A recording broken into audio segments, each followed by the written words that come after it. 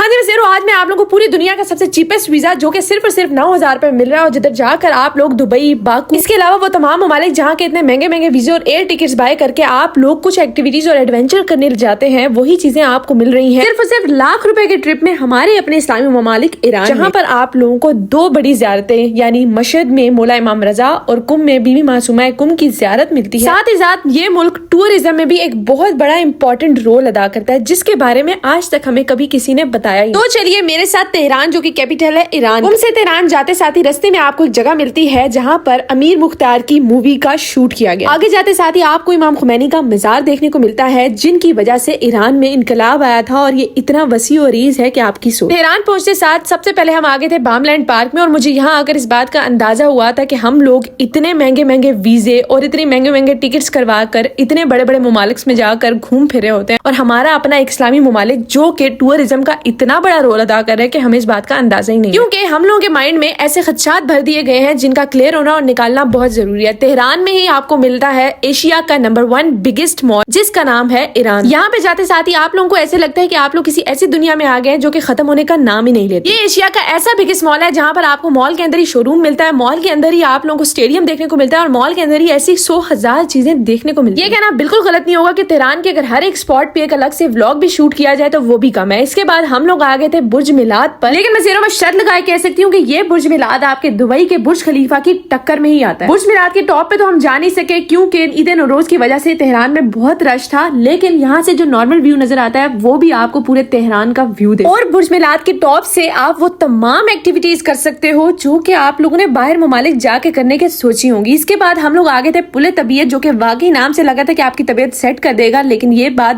बिल्कुल भी गलत नहीं है क्योंकि यहाँ जाकर आप ठंडी हवा और जो सुकून मिलता है वो तो नेक्स्ट लेवल ही। बहुत से लोग इस बात पे इतराज भी करेंगे, लेकिन इस बात को कहने में कोई शक नहीं है कि ईरान की करेंसी बेशक डाउन है, लेकिन वो पाकिस्तान से 100 गुना ज्यादा आ गया, क्योंकि ईरान अपनी अवाम को वो तमाम सहूलियात और रसाइशें दे रहा है जिसके लिए आज हम पाकिस्तानी अवाम एहतजाजों पे बाहर निकल रही है। ये था मेरा एक दिन का टूर तेहरान। तो ईरान एक बहुत ही सिविलाइज्ड और हॉस्पिटैलिटी से भरे हुए लोगों की कंट्री है।